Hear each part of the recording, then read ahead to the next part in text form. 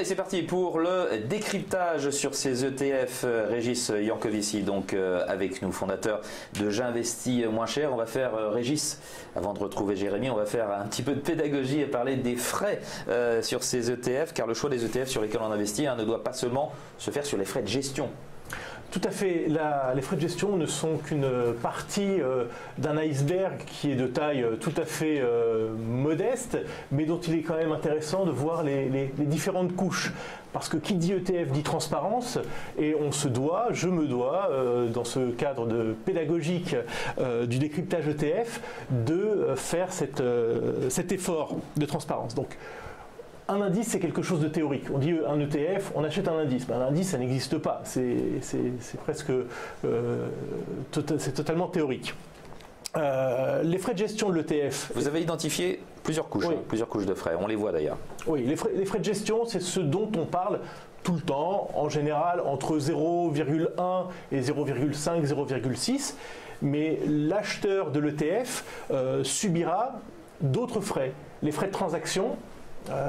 Selon son contact, banque privée ou broker en ligne, ils ne seront pas du même montant. L'écart acheteur-vendeur également est une source de frottement de frais, puisque si un ETF en théorie vaut 100, il ne sera pas acheté à 100, il sera acheté peut-être à 100,005 et vendu à 99,995. Cet écart pèse sur la performance. Ensuite, il peut avoir ce qu'on appelle, et on en parle assez peu souvent, une prime ou une décote par rapport à la valeur intrinsèque de l'ETF. Il peut coter un petit peu plus ou un petit peu moins que sa valeur intrinsèque. C'est particulièrement vrai sur des marchés qui sont peu liquides. Cette prime ou cette décote est, pour ainsi dire, nulle sur des marchés très liquides. Enfin, et là ça apparaît en vert, il y a un revenu du prêt de titre. Un certain nombre de promoteurs, de gestionnaires d'ETF réalisent cette activité de prêter les titres qui sont dans l'ETF puisqu'ils sont relativement stables, l'indice ne changeant pas évidemment d'un jour sur l'autre. Donc ce revenu-là est en général partagé entre l'investisseur de l'ETF et la société de gestion. Et ça vient gonfler la performance de l'ETF. Très bien. Alors on va voir maintenant ce que ça donne quand on cumule tout cela ou quand on fait le calcul complet au final. Eh bien, qu'est-ce que ça donne en termes de performance quand on a déduit les frais de gestion, que l'on rajoute le revenu du prêt de titre, la performance moyenne, j'imagine? Oui, c'est ça. Hein, ce sont des moyennes. Chacun après peut voir en fonction de sa situation, de son contact à la banque privée, de la tarification qu'il subit chez son banquier.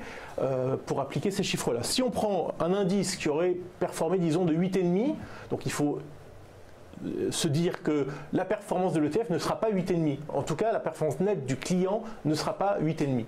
Parce qu'il faudra enlever les frais de gestion. Alors, on a dit en moyenne 0,15, 0,20. Les frais de transaction, alors, bien évidemment, c'est tout à fait arbitraire d'avoir mis 0,20. Ça peut se situer entre 0,10 ou moins, jusqu'à peut-être 0,8 ou 1%. Ces écarts acheteurs-vendeurs, dans le cas d'un indice liquide, on a mis 0,05, ça peut être parfois moins.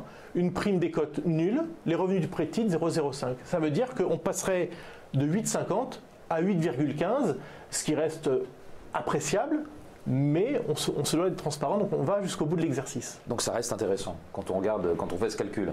Alors, après, je dirais chacun voit midi à sa porte. Si le choix est d'arbitrer entre un ETF qui finalement perdrait 35 centimes de performance et un EPCVM de gestion active, dans la mesure où celui-ci ne remplirait pas son contrat de surperformer, comme c'est le cas, hélas, dans la majorité des cas qu'on regarde statistiquement, alors oui, les frais étant d'environ 2,3% pour une gestion active, si vous enlevez 8,50, si vous enlevez 2,3, il reste 6,2, ce qui est nettement inférieur au 8,15. Et finalement, cet espoir de surperformance, il est malgré tout assez cher payé. Merci Régis pour ce décryptage. Merci. On passe sans plus tarder au scan ETF.